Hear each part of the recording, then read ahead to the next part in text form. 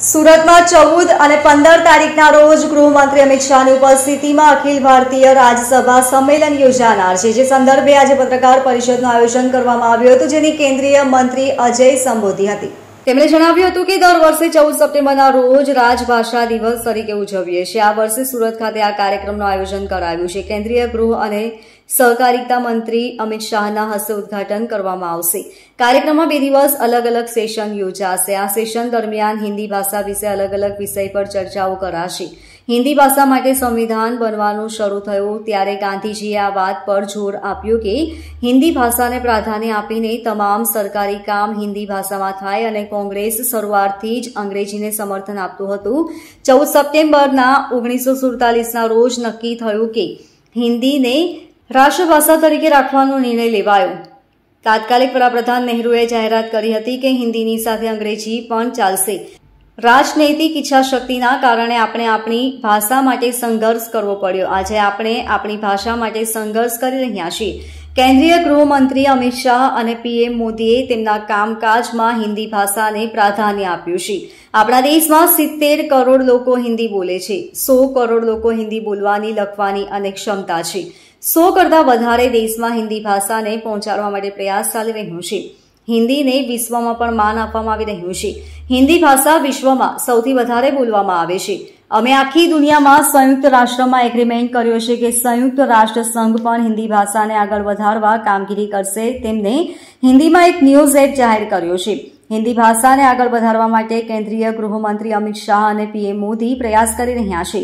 अंग्रेजोए जे नीति बनावी तेमां अंग्रेजीने तमाम भाषाओं पर उभी राखी दीधी अने तेने लईने आपणी तमाम भाषाओं वच्चे मतांतर उभा करी दीधा हता। ये प्रावधान हो गया कि अंग्रेजी भी हिंदी के साथ साथ चलती रहेगी और उसी का दुष्प्रभाव ये हुआ कि आने वाले समय में हम लोगों ने देखा कि 1963 में तत्कालीन प्रधानमंत्री जवाहरलाल नेहरू जी ने सदन में एक घोषणा की, एक वक्तव्य दिया और उन्होंने ये कहा कि अभी हम अंग्रेजी को भी हिंदी के साथ जारी रखेंगे। एक तरह से वो अंग्रेजी को पट्टा दे दिया गया कि इस देश में अंग्रेजी प्रमुख भाषा के रूप में प्रयोग की जाएगी। उस दौरान जो हमारे गृह मंत्री थे लाल बहादुर शास्त्री जी, उन्होंने इस बात को सदन पर जब एक भाषा अधिनियम उन्होंने प्रस्तुत किया और उस भाषा अधिनियम के माध्यम से उन्होंने कहा कि अब 15 साल नहीं, हम अनिश्चित काल के लिए ये प्रावधान कर रहे हैं कि अंग्रेजी भी हिंदी के साथ चलती रहेगी। उस समय आपको याद होगा डॉक्टर रामधारी सिंह दिनकर जो हमारे राष्ट्रकवि भी रहे हैं, उन्होंने राज्यसभा में उस विषय पर बोलते हुए एक संशोधन प्रस्तुत किया था और ये कहा था ये अनिश्चित काल अनंत काल में ना बदल जाए। तो ऐसी दृष्टि से हमको राजनैतिक इच्छा शक्ति की कमी के कारण अपने ही देश में अपनी भाषाओं के लिए संघर्ष करना पड़ रहा। ये हमारे सब के लिए सौभाग्य की बात है कि 2014 में भारतीय जनता पार्टी की सरकार केंद्र में बनी और आदरणीय नरेंद्र मोदी जी हमारे देश के प्रधानमंत्री बने और 2019 में श्रीमान अमित शाह जी हमारे देश के गृह मंत्री बने। गृह मंत्रालय पर प्रमुख रूप से ये भार होता है और संविधान के अनुच्छेद 351 में ऐसा प्रावधान भी किया गया है कि सरकार हिंदी के उत्थान के लिए और राजभाषा को स्थापित करने के लिए विभिन्न उपक्रम करेगी।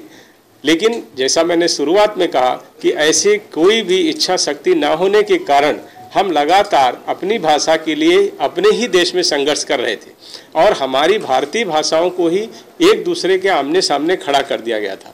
ये बड़ा सौभाग्य है कि हमारे पास इस समय गृह मंत्री के रूप में श्रीमान अमित शाह जी हैं और उन्होंने निरंतर इसके लिए प्रयास किया है और उन्होंने हिंदी के लिए नहीं, हमारे देश की सभी भाषाओं के लिए, भारतीय भाषाओं के लिए एक तरह से कहेंगे उन्होंने अच्छे तरह से जिस तरह से उन बातों को रखा, उसके परिणाम स्वरूप आज हम देख रहे हैं कि लगातार पिछले वर्षों में बहुत सारी स्थितियों में सुधार हुआ है। हमने न केवल अनुवाद की दृष्टि से हमने अनेक ऐप शुरू किए, अनेक ऐसे प्रावधान किए, संसदीय समितियों की बात हो, हमारी जो संसदीय समितियों के सर्वेक्षण में जो हमारे सिफारिशें आती हैं उनको राष्ट्रपति को देना हो, राष्ट्रपति के आदेश जारी कराना हो। इसके अलावा उन्होंने और प्रधानमंत्री जी ने लगातार अपने कामकाज में हिंदी का प्रयोग किया और देश ही नहीं दुनिया में जहाँ कहीं पर भी गए भारत की संस्कृति, भारत के ज्ञान, भारत की शिक्षा, भारत की परंपरा, भारत की भाषाओं के सम्मान के लिए लगातार काम किया। परिणाम स्वरूप आज देश ही नहीं पूरी दुनिया में हम देख रहे हैं हिंदी के साथ साथ सभी भारतीय भाषाओं का सम्मान बढ़ रहा है। हमारे प्रधानमंत्री जी और हमारे गृह मंत्री जी के नेतृत्व में आज हम कह सकते हैं हमारे देश में 70 करोड़ से ज़्यादा लोग हिंदी बोलते हैं और हिंदी बोलने, समझने या लिखने की क्षमता 100 करोड़ से ज़्यादा लोगों में है।